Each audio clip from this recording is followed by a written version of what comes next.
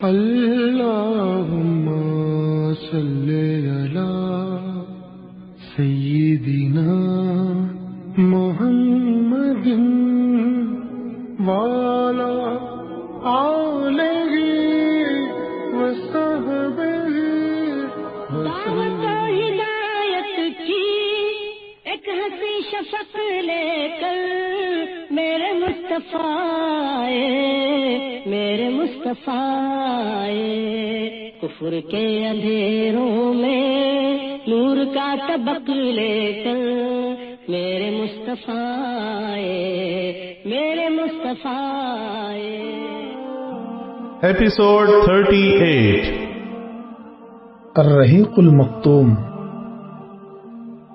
دفاعی منصوبہ۔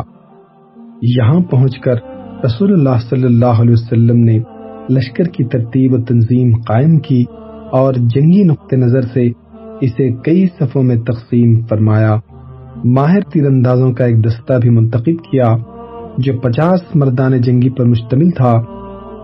ان کی کمان حضرت عبداللہ بن جبیر بن نعمان انصاری کو سپرد کی اور انہیں وادی قناطہ کے جنوبی کنارے پر واقع ایک چھوٹی سی پہاڑی پر جو اسلامی لشکر کے کیمپ سے کوئی 150 میٹر جنوب مشرق میں واقع ہے اور اب جبل رماح کے نام سے مشہور ہے تعینات فرمایا۔ اس کا مقصد ان کلمات سے واضح ہے جو آپ صلی اللہ علیہ وسلم نے ان تیر اندازوں کو ہدایت دیتے ہوئے ارشاد فرمائے۔ آپ صلی اللہ علیہ وسلم نے ان کے کمانڈر کو مخاطب کرتے ہوئے فرمایا، شہ سواروں کو تیر مار کر ہم سے دور رکھو، وہ پیچھے سے ہم پر چڑھ نہ آئے، ہم جیتے یا ہارے تم اپنی جگہ رہنا، تمہاری طرف سے ہم پر حملہ نہ ہونے پائے۔ پھر آپ صلی اللہ علیہ وسلم نے تیر اندازوں کو مخاطب کر کے فرمایا، ہماری پشت کی حفاظت کرنا، اگر دیکھو کہ ہم مارے جا رہے ہیں تو ہماری مدد کو نہ آنا، اور اگر دیکھو کہ ہم مال غنیمت سمیٹ رہے ہیں تو ہمارے ساتھ شریک نہ ہونا۔ اور صحیح بخاری کے الفاظ کے مطابق آپ صلی اللہ علیہ وسلم نے یوں فرمایا، اگر تم لوگ دیکھو کہ ہمیں پرندے اچک رہے ہیں تو بھی اپنی جگہ نہ چھوڑنا یہاں تک کہ میں بلا بھیجوں، اور اگر تم لوگ دیکھو کہ ہم نے قوم کو شکست دے دی ہے اور انہیں کچل دیا ہے تو بھی اپنی جگہ نہ چھوڑنا یہاں تک کہ میں بلا بھیجوں۔ ان سخت ترین فوجی احکامات و ہدایت کے ساتھ اس دستے کو اس پہاڑی پر متعین فرما کر رسول اللہ صلی اللہ علیہ وسلم نے وہ واحد شگاف بند فرما دیا جس سے نفوذ کر کے مشرکین کا رسالہ مسلمانوں کی صفوں کے پیچھے پہنچ سکتا تھا اور ان کو محاصرے اور نرغے میں لے سکتا تھا۔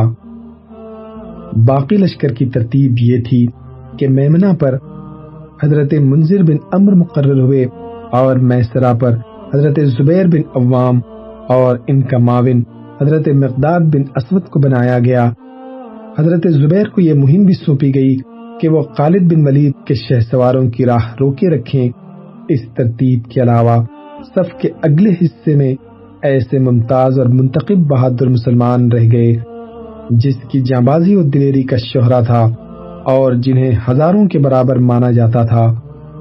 یہ منصوبہ بڑی باریکی اور حکمت پر مبنی تھا جس سے نبی صلی اللہ علیہ وسلم کی فوجی قیادت کی عبقریت کا پتہ چلتا ہے اور ثابت ہوتا ہے کہ کوئی کمانڈر خواہ کیسا ہی بالیاقت کیوں نہ ہو، آپ صلی اللہ علیہ وسلم سے زیادہ باریک اور باحکمت منصوبہ تیار نہیں کر سکتا، کیونکہ آپ صلی اللہ علیہ وسلم باوجود یہ کہ دشمن کے بعد یہاں تشریف لائے تھے لیکن آپ نے اپنے لشکر کے لیے وہ مقام منتخب فرمایا جو جنگی نقطہ نظر سے میدان جنگ کا سب سے بہترین مقام تھا، یعنی آپ صلی اللہ علیہ وسلم نے پہاڑ کی بلندیوں کی اوٹ لے کر اپنی پشت اور دایاں بازو محفوظ کر لیا اور بائیں بازو دوران جنگ جس واحد شگاف سے حملہ کر کے پشت تک پہنچا جا سکتا تھا اسے تیر اندازوں کے ذریعے بند کر دیا اور پڑاؤ کے لیے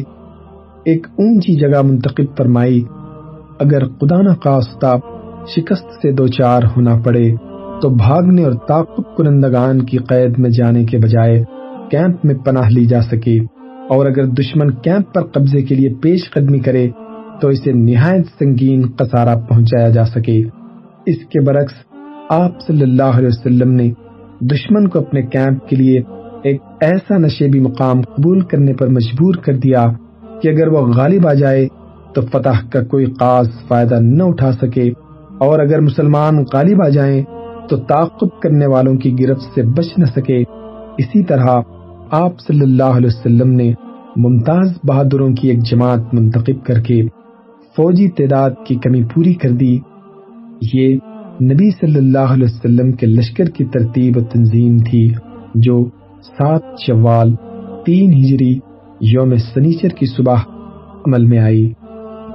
رسول اللہ صلی اللہ علیہ وسلم لشکر میں شجاعت کی روح پھونکتے ہیں۔ اس کے بعد رسول اللہ صلی اللہ علیہ وسلم نے اعلان فرمایا کہ جب تک آپ صلی اللہ علیہ وسلم حکم نہ دیں جنگ شروع نہ کی جائے۔ آپ صلی اللہ علیہ وسلم نے نیچے اوپر 2 زرہیں پہن رکھی تھیں۔ اب آپ نے صحابہ کرام کو جنگ کی ترغیب دیتے ہوئے تاکید فرمائی، جب دشمن سے ٹکراؤ ہو تو پامردی اور اولو العزمی سے کام لیں۔ آپ صلی اللہ علیہ وسلم نے ان میں دلیری اور بہادری کی روح پھونکتے ہوئے ایک نہایت تیز تلوار بے نیام کی اور فرمایا، کون ہے جو اس تلوار کو لے کر اس کا حق ادا کرے؟ اس پر کئی صحابہ تلوار لینے کے لیے لپک پڑے، جن میں علی بن ابی طالب، زبیر بن عوام اور عمر بن خطاب رضی اللہ عنہ بھی تھے۔ لیکن ابو دجانہ سماک بن قرشہ نے آگے بڑھ کر عرض کی کہ یا رسول اللہ، اس کا حق کیا ہے؟ آپ صلی اللہ علیہ وسلم نے فرمایا، اس سے دشمن کے چہرے کو مارو یہاں تک کہ یہ ٹیڑھی ہو جائے۔ انہوں نے کہا، یا رسول اللہ، میں اس تلوار کو لے کر اس کا حق ادا کرنا چاہتا ہوں۔ آپ صلی اللہ علیہ وسلم نے تلوار انہیں دے دی، اور ابو دجانہ بڑے جانباز تھے، لڑائی کے وقت اکڑ کر چلتے تھے۔ ان کے پاس ایک سرخ پٹی تھی، جب اسے باندھ لیتے تو لوگ سمجھ جاتے کہ وہ اب موت تک لڑتے رہیں گے۔ چنانچہ جب انہوں نے تلوار لی تو سر پر پٹی بھی باندھ لی اور فریقین کی صفوں کے درمیان اکڑ کر چلنے لگے۔ یہی موقع تھا جب رسول اللہ صلی اللہ علیہ وسلم نے ارشاد فرمایا کہ یہ چال اللہ کو ناپسند ہے، لیکن اس جیسے موقع پر نہیں۔ مکی لشکر کی تنظیم۔ مشرکین نے بھی صف بندی کے اصول پر اپنے لشکر کو مرتب اور منظم کیا۔ ان کا سپہ سالار ابو سفیان تھا، جس نے قلب لشکر میں اپنا مرکز بنایا۔ میمنہ پر خالد بن ولید تھے جو ابھی مشرک تھے۔ میسرہ پر اکرمہ بن ابی جہل تھا۔ پیدل فوج کی کمان صفوان بن امیہ کے پاس تھی، اور تیر اندازوں پر عبداللہ بن ربیعہ مقرر ہوئے۔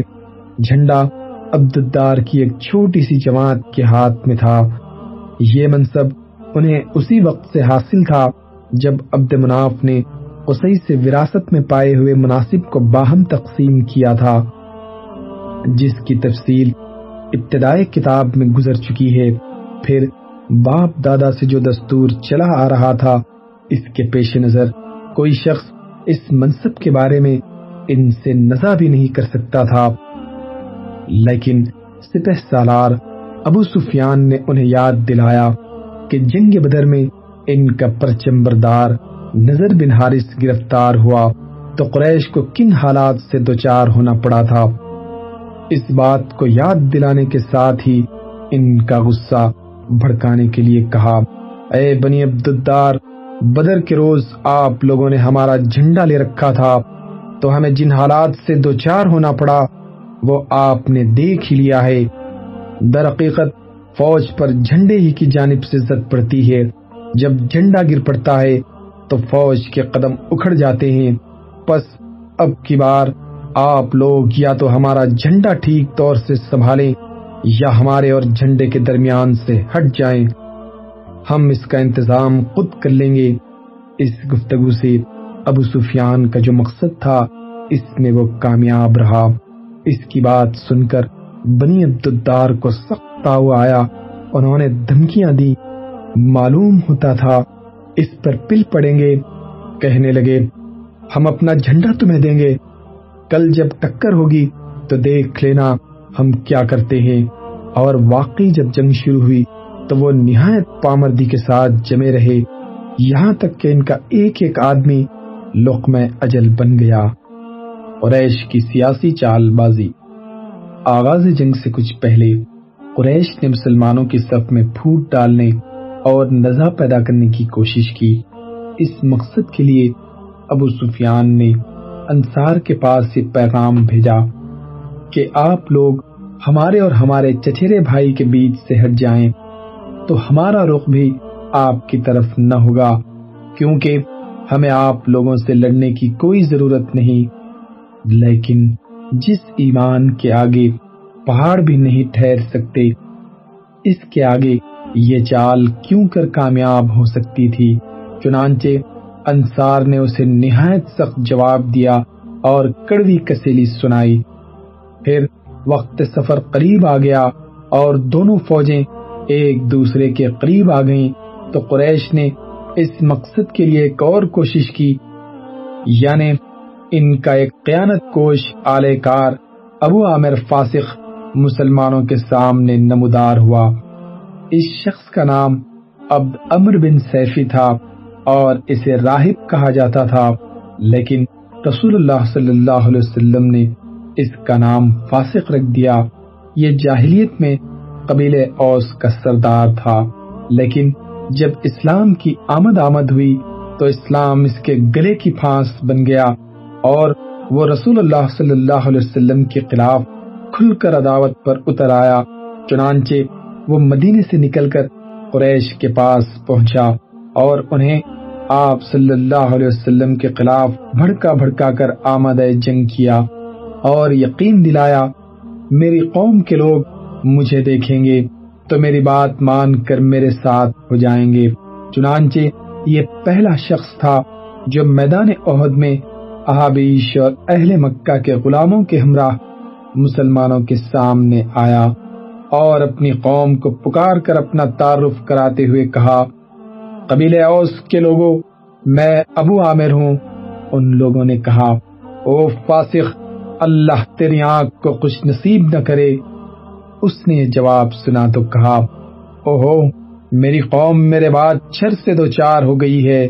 پھر جب لڑائی شروع ہوئی تو اس شخص نے بڑی پرزور جنگ کی اور مسلمانوں پر جم کر پتھر برسائے۔ اس طرح قریش کی جانب سے اہل ایمان کی صفوں میں تفرقہ ڈالنے کی دوسری کوشش بھی ناکام رہی۔ اس سے اندازہ کیا جا سکتا ہے کہ تعداد کی کثرت اور ساز و سامان کی فراوانی کے باوجود مشرکین کے دلوں پر مسلمانوں کا کس قدر خوف اور ان کی کیسی ہیبت طاری تھی۔ جوش و ہمت دلانے کے لیے قریشی عورتوں کی تگوتاز۔ ادھر قریشی عورتیں بھی جنگ میں اپنا حصہ ادا کرنے اٹھی۔ ان کی قیادت ابو سفیان کی بیوی ہند بنت عتبہ کر رہی تھی۔ ان عورتوں نے صفوں میں گھوم کر اور دف پیٹ کر لوگوں کو جوش دلایا، لڑائی کے لیے بھڑکایا، جانبازوں کو غیرت دلائی اور نیزہ بازی و شمشیر زنی مار دھاڑ کے لیے جذبات کو برانگیختہ کیا۔ کبھی وہ علمبرداروں کو مخاطب کر کے یوں کہتی، دیکھو عبدالدار، دیکھو پشت کے پاسدار، خوب کرو شمشیر کا وار۔ اور کبھی اپنی قوم کو لڑائی کا جوش دلاتے ہوئے یوں کہتی، اگر پیش قدمی کرو گے تو ہم گلے لگائیں گی اور قالینیں بچھائیں گی، اور اگر پیچھے ہٹو گے تو روٹ جائیں گی اور الگ ہو جائیں گی۔ جنگ کا پہلا ایندھن۔ اس کے بعد دونوں فریق بالکل آمنے سامنے اور قریب آ گئے اور لڑائی کا مرحلہ شروع ہو گیا۔ جنگ کا پہلا ایندھن مشرکین کا علمبردار طلحہ بن ابی طلحہ عبدری بنا۔ یہ شخص قریش کا نہایت بہادر شہ سوار تھا۔ اسے مسلمان کبش الکتیبہ لشکر کا مینڈا کہتے تھے۔ یہ اونٹ پر سوار ہو کر نکلا اور مبارزت کی دعوت دی۔ اس کی حد سے بڑی ہوئی شجاعت کے سبب عام صحابہ مقابلے سے کترا گئے، لیکن حضرت زبیر آگے بڑھے اور ایک لمحے کی مہلت دیے بغیر شیر کی طرح جست لگا کر اونٹ پر جا چڑھے، پھر اسے اپنی گرفت میں لے کر زمین پر کود گئے اور تلوار سے ذبح کر دیا۔ نبی صلی اللہ علیہ وسلم نے یہ ولولہ انگیز منظر دیکھا تو فرط مسرت سے نعرے تکبیر بلند کیا، مسلمانوں نے بھی نعرے تکبیر لگایا۔ پھر آپ صلی اللہ علیہ وسلم نے حضرت زبیر کی تعریف کی اور فرمایا، ہر نبی کا ایک حواری ہوتا ہے اور میرے حواری زبیر ہیں۔ معرکے کا مرکز ثقل اور علمبرداروں کا صفایا۔ اس کے بعد ہر طرف جنگ کے شعلے بھڑک اٹھے اور پورے میدان میں پرزور مار دھاڑ شروع ہو گئی۔ مشرکین کا پرچم معرکے کا مرکز ثقل تھا۔ بنو عبد الدار نے اپنے کمانڈر طلحہ بن ابی طلحہ کے قتل کے بعد یکے بعد دیگر پرچم سنبھالا، لیکن سب کے سب مارے گئے۔ سب سے پہلے طلحہ کے بھائی عثمان بن ابی طلحہ نے پرچم اٹھایا، یہ کہتے ہوئے آگے بڑھا، پرچم والوں کا فرض ہے کہ نیزہ خون سے رنگین ہو جائے یا ٹوٹ جائے۔ اس شخص پر حضرت حمزہ بن عبد المطلب نے حملہ کیا اور اس کے کندھے پر ایسی تلوار ماری کہ وہ ہاتھ سمیت کندھے کو کاٹتی اور جسم کو چیرتی ہوئی ناف تک جا پہنچی، یہاں تک کہ پھیپڑا دکھائی دینے لگا۔ اس کے بعد ابو سعد بن ابی طلحہ نے جھنڈا اٹھایا، اس پر حضرت سعد بن ابی وقاص نے تیر چلایا اور وہ ٹھیک اس کے گلے میں لگا، جس سے اس کی زبان باہر نکل آئی اور وہ اسی وقت مر گیا۔ لیکن بعض سیرت نگاروں کا کہنا ہے ابو سعد نے باہر نکل کر دعوت مبارزت دی اور حضرت علی نے آگے بڑھ کر مقابلہ کیا۔ دونوں نے ایک دوسرے پر تلوار کا ایک وار کیا، لیکن حضرت علی نے ابو سعد کو مار لیا۔ اس کے بعد مسافہ بن طلحہ بن ابی طلحہ نے جھنڈا اٹھایا، لیکن اسے عاصم بن ثابت نے تیر مار کر قتل کر دیا۔ اس کے بعد اس کے بھائی کلاب بن طلحہ بن ابی طلحہ نے جھنڈا اٹھایا، مگر اس پر حضرت زبیر بن عوام ٹوٹ پڑے اور لڑ بھڑ کر اس کا کام تمام کر دیا۔ اور ان دونوں کے بھائی جلاس بن طلحہ بن ابی طلحہ نے جھنڈا اٹھایا، مگر اسے طلحہ بن عبید اللہ نے نیزہ مار کر ختم کر دیا، اور کہا جاتا ہے کہ عاصم بن ثابت بن ابی افلاح نے تیر مار کر ختم کر دیا۔ یہ ایک ہی گھر کے 6 افراد تھے، یعنی سب کے سب ابو طلحہ عبداللہ بن عثمان بن عبد الدار کے بیٹے یا پوتے تھے، جو مشرکین کے جھنڈے کی حفاظت کرتے ہوئے مارے گئے۔ اس کے بعد قبیلے بنی عبد الدار کے ایک اور شخص ارتا بن شرحبیل نے پرچم سنبھالا، لیکن اسے حضرت علی بن ابی طالب نے اور کہا جاتا ہے کہ حضرت حمزہ بن عبد المطلب نے قتل کر دیا۔ اس کے بعد شریح بن قارز نے جھنڈا اٹھایا، مگر اسے قزمان نے قتل کر دیا۔ قزمان منافق تھا اور اسلام کے بجائے قبائلی حمیت کے جوش میں مسلمانوں کے ہمراہ لڑنے آیا تھا۔ شریح کے بعد ابو زید بن عمر بن عبد مناف عبدری نے جھنڈا سنبھالا، مگر اسے بھی قزمان نے ٹھکانے لگا دیا۔ پھر شرحبیل بن ہاشم عبدری کے ایک لڑکے نے جھنڈا اٹھایا، مگر وہ بھی قزمان کے ہاتھوں مارا گیا۔ یہ بنو عبد الدار کے 10 افراد ہوئے جنہوں نے مشرکین کا جھنڈا اٹھایا اور سب کے سب مارے گئے۔ اس کے بعد اس قبیلے کا کوئی آدمی باقی نہ بچا جو جھنڈا اٹھاتا، لیکن اس موقع پر ان کے ایک حبشی غلام نے، جس کا نام ثواب تھا، لپک کر جھنڈا اٹھا لیا اور ایسی بہادری اور پامردی سے لڑا کہ اپنے سے پہلے جھنڈا اٹھانے والے اپنے آقاؤں سے بھی بازی لے گیا۔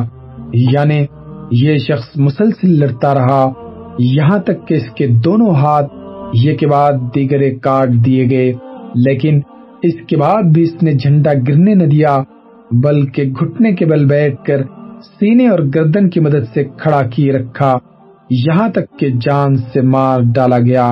اور اس وقت بھی یہ کہہ رہا تھا، یا اللہ، اب تو میں نے کوئی عذر باقی نہ چھوڑا، اس غلام ثواب کے قتل کے بعد جھنڈا زمین پر گر گیا اور اسے کوئی اٹھانے والا باقی نہ بچا، اس لیے وہ گرا ہی رہا۔ بقیہ حصوں میں جنگ کی کیفیت: ایک طرف مشرکین کا جھنڈا معرکے کا مرکز ثقل تھا تو دوسری طرف میدان کے بقیہ حصوں میں بھی شدید جنگ جاری تھی۔ مسلمانوں کی صفوں پر ایمان کی روح چھائی ہوئی تھی، اس لیے وہ شرک و کفر کے لشکر پر اس سیلاب کی طرح ٹوٹے پڑ رہے تھے جس کے سامنے کوئی بن ٹھہر نہیں پاتا۔ مسلمان اس موقع پر امت امت کہہ رہے تھے اور اس جنگ میں یہی ان کا شعار تھا۔ ادھر ابو دجانہ نے اپنی سرخ پٹی باندھے رسول اللہ صلی اللہ علیہ وسلم کی تلوار تھامے اور اس کے حق کی ادائیگی کا عزم مصمم کیے پیش قدمی کی اور لڑتے ہوئے دور تک جا گھسے اور جس مشرک سے ٹکراتے اس کا صفایا کر دیتے۔ انہوں نے مشرکین کی صفوں کی صفیں الٹ دی۔ حضرت زبیر بن عوام کا بیان ہے کہ جب میں نے رسول اللہ صلی اللہ علیہ وسلم سے تلوار مانگی اور آپ نے مجھے نہ دی تو میرے دل پر اس کا اثر ہوا اور میں نے اپنے جی میں سوچا کہ میں آپ کی پھوپھی حضرت صفیہ کا بیٹا ہوں، قریشی ہوں، اور میں نے آپ کے پاس جا کر ابو دجانہ سے پہلے تلوار مانگی لیکن آپ نے مجھے نہ دی اور انہیں دے دی، اس لیے واللہ میں دیکھوں گا کہ وہ اس سے کیا کام لیتے ہیں۔ چنانچہ میں ان کے پیچھے لگ گیا۔ انہوں نے یہ کیا کہ پہلے اپنی سرخ پٹی نکالی اور سر پر باندھی۔ اس پر انصار نے کہا ابو دجانہ نے موت کی پٹی نکال لی ہے۔ پھر وہ یہ کہتے ہوئے میدان کی طرف بڑھے، میں نے اس نخلستان کے دامن میں اپنے قلیل سے عہد کیا ہے کہ کبھی صفوں کے پیچھے نہ رہوں گا بلکہ آگے بڑھ کر اللہ اور اس کے رسول کی تلوار چلاؤں گا۔ اس کے بعد انہیں جو بھی مل جاتا اسے قتل کر دیتے۔ ادھر مشرکین میں ایک شخص تھا جو ہمارے کسی بھی زخمی کو پا جاتا تو اس کا خاتمہ کر دیتا۔ یہ دونوں رفتہ رفتہ قریب ہو رہے تھے۔ میں نے اللہ سے دعا کی کہ دونوں میں ٹکر ہو جائے اور واقعتاً ٹکر ہو گئی۔ دونوں نے ایک دوسرے پر ایک ایک وار کیا۔ پہلے مشرک نے ابو دجانہ پر تلوار چلائی لیکن ابو دجانہ نے یہ حملہ ڈھال پر روک لیا اور مشرک کی تلوار ڈھال میں پھنس کر رہ گئی۔ اس کے بعد ابو دجانہ صفوں پر صفیں درہم برہم کرتے ہوئے آگے بڑھے، یہاں تک کہ قریشی عورتوں کی کمانڈر تک جا پہنچے۔ انہیں معلوم نہ تھا کہ یہ عورت ہے۔ چنانچہ ان کا بیان ہے کہ میں نے ایک انسان کو دیکھا، وہ لوگوں کو بڑے زور و شور سے جوش و ولولہ دلا رہا تھا، اس لیے میں نے اس کو نشانے پر لے لیا، لیکن جب تلوار سے حملہ کرنا چاہا تو اس نے ہائے پکار مچائی اور پتہ چلا کہ عورت ہے۔ میں نے رسول اللہ صلی اللہ علیہ وسلم کی تلوار کو بٹا نہ لگنے دیا کہ اس سے کسی عورت کو ماروں۔ یہ عورت ہند بنت عتبہ تھی۔ چنانچہ حضرت زبیر بن عوام کا بیان ہے کہ میں نے ابو دجانہ کو دیکھا کہ انہوں نے ہند بنت عتبہ کے سر کے بیچوں بیچ تلوار بلند کی اور پھر ہٹا لی۔ میں نے کہا اللہ اور اس کے رسول بہتر جانتے ہیں۔ ادھر حضرت حمزہ بھی بھپرے ہوئے شیر کی طرح جنگ لڑ رہے تھے اور بے نظیر مار دھاڑ کے ساتھ قلب لشکر کی طرف بڑھے اور چڑھے جا رہے تھے۔ ان کے سامنے سے بڑے بڑے بہادر اس طرح بکھر جاتے تھے جیسے چومکھی ہوا میں پتے اڑ رہے ہوں۔ انہوں نے مشرکین کے علمبرداروں کے صفائے میں نمایاں رول ادا کرنے کے علاوہ ان کے بڑے بڑے جانبازوں اور بہادروں کا بھی حال خراب کر رکھا تھا، لیکن اسی عالم میں ان کی شہادت واقع ہو گئی، مگر انہیں بہادروں کی طرح رو در رو لڑ کر شہید نہیں کیا گیا بلکہ بزدلوں کی طرح چھپ چھپا کر بے خبری کے عالم میں مارا گیا۔ اللہ کے شیر حضرت حمزہ کی شہادت رضی اللہ عنہ۔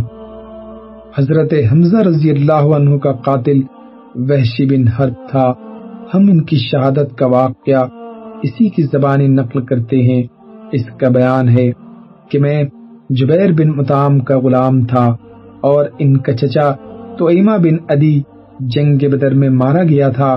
جب قریش جنگ احد پر روانہ ہونے لگے تو جبیر بن مطعم نے مجھ سے کہا، اگر تم محمد صلی اللہ علیہ وسلم کے چچا حمزہ رضی اللہ عنہ کو میرے چچا کے بدلے قتل کر دو تو تم آزاد ہو۔ وحشی کا بیان ہے کہ اس پیشکش کے نتیجے میں میں بھی لوگوں کے ساتھ روانہ ہوا۔ میں حبشی آدمی تھا اور حبشیوں کی طرح نیزہ پھینکنے میں ماہر تھا، نشانہ کم ہی چوکتا تھا۔ جب لوگوں میں جنگ چھڑ گئی تو میں نکل کر حمزہ کو دیکھنے لگا، میری نگاہیں انہی کی تلاش میں تھیں۔ بلا کر میں نے انہیں لوگوں کی پہنائی میں دیکھ لیا، وہ قاقستری اونٹ معلوم ہو رہے تھے، لوگوں کو درہم برہم کرتے جا رہے تھے، ان کے سامنے کوئی چیز ٹک نہیں پاتی۔ واللہ میں بھی ان کے ارادے سے تیار ہی ہو رہا تھا اور ایک درخت یا پتھر کی اوٹ میں چھپ کر انہیں قریب آنے کا موقع دینا چاہتا تھا۔ اتنے میں سبا بن عبد العزیٰ مجھ سے آگے بڑھ کر ان کے پاس جا پہنچا۔ حمزہ نے اسے للکارتے ہوئے کہا، یہ لے، اور ساتھ ہی زور کی تلوار ماری کہ گویا اس کا سر تھا ہی نہیں۔ وحشی کا بیان ہے کہ اس کے ساتھ ہی میں نے اپنا نیزہ تولا اور جب میری مرضی کے مطابق ہو گیا تو ان کی طرف اچھال دیا۔ نیزہ ناف کے نیچے لگا اور دونوں پاؤں کے بیچ سے پار ہو گیا۔ انہوں نے میری طرف اٹھنا چاہا لیکن مغلوب ہو گئے۔ میں نے ان کو اسی حال میں چھوڑ دیا یہاں تک کہ وہ مر گئے۔